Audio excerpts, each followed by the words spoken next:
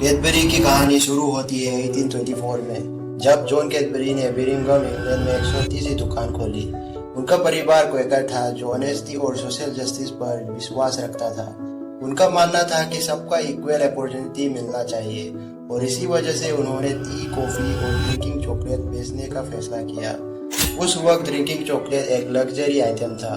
John Cadbury का मानना था कि चॉकलेट एक हेल्दी अल्टरनेटिव हो सकता है शराब के बदले। उन्होंने देखा कि शराब का इस्तेमाल से लोगों में बहुत सारी समस्या होती थी और ये उन्हें एक सोशल प्रॉब्लम की तरह लगती थी। 1831 में जब उन्होंने अपना फोकस चोको और चॉकलेट पर लगाया, तब उन्हें काफ़ी मुश्किलात का सामना करना पड़ा। बिजनेस शुरू में प्रॉफिटेबल नहीं था, लेकिन जॉन ने हिम्मत नहीं हारी। उन्होंने नया चोको बनाने पर फोकस किया और 1837 में अपना प्रोडक्ट्स का इस्तेमाल बढ़ाया। 1842 में कैडबरी के पास 11 टाइप्स के चोको और 16 वेराइटीज के ड्रिंकिंग चॉकलेट होने लगे, लेकिन ये सिर्फ वेल्दी लोगों के लिए था।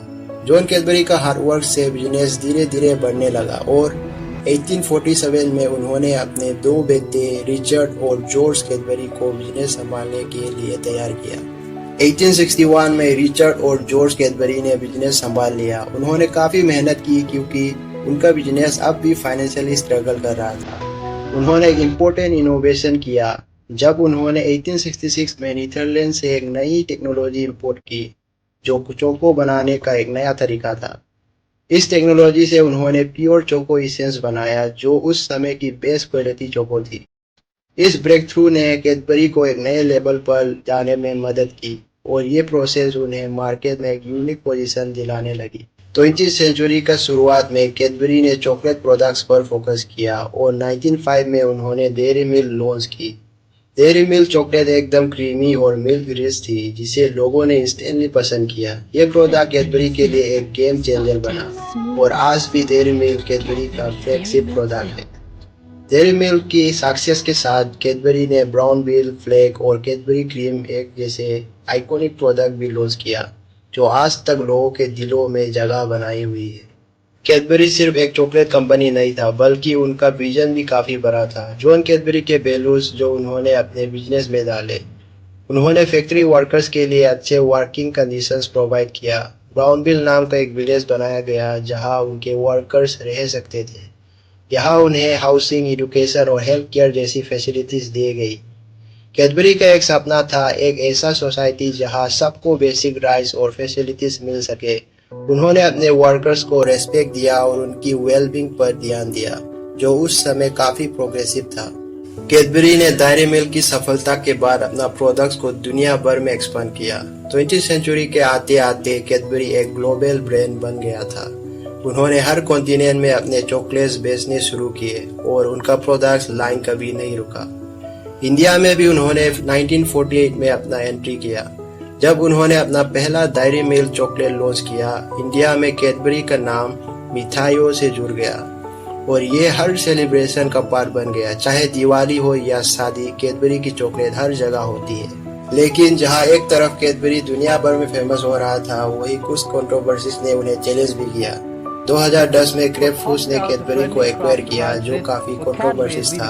इस टेक ओवर के बाद कैडबरी की पॉलिसीज और एथिक्स को लेकर काफी सवाल उठाया गया। Up until now, communication between Kraft and Cadbury have been frosty, as Cadbury kept on rejecting various moves by the big American food group to accept its earlier $17 billion offer.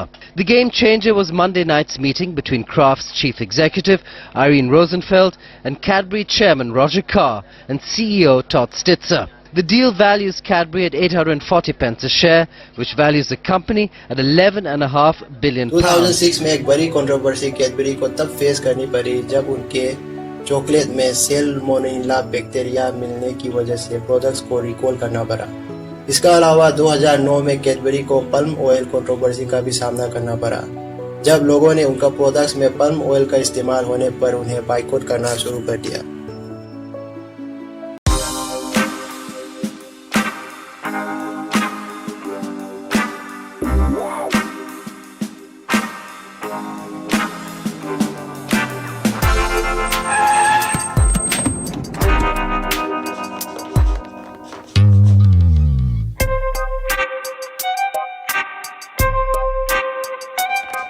Cadbury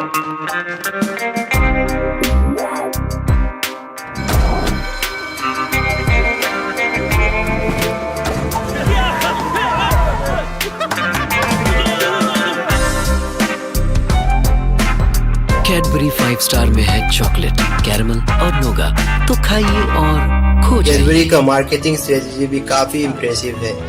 Cadbury के campaigns हमेशा creative और unique रहे हैं।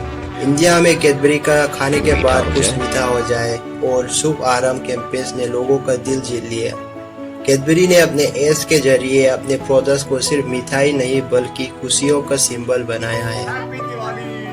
उनके हर as celebration को special बना देती है। कैडबरी सिर्फ एक चॉकलेट ब्रांड नहीं बल्कि ये एक कल्चर का हिस्सा बन गया है। इसका इस्तेमाल फेस्टिवल, बर्थडे और हर तरह की खुशियां में होता है। ये स्वीट सिर्फ खाने की चीज नहीं बल्कि लोगों का इमोशन से जुड़ चुका है। नहीं बेचते?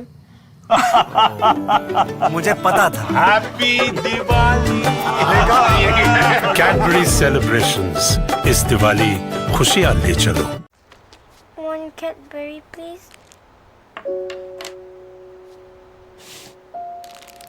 Wait, your change. Happy birthday, Mom. Cadbury की कहानी एक छोटी सी दुकान से शुरू हुई थी, लेकिन आज ये दुनिया भर के चॉकलेट लवर्स का फेवरेट ब्रांड बन चुका है। ये सिर्फ कंपनी नहीं बल्कि एक लेगेसी है जो हर जनरेशन के साथ ग्रो हो रही है। तो आपको कैडबरी का कौन सा प्रोडक्ट सबसे ज्यादा पसंद है कमेंट्स में बताइए और इस चैनल को सब्सक्राइब करके रख दीजिए।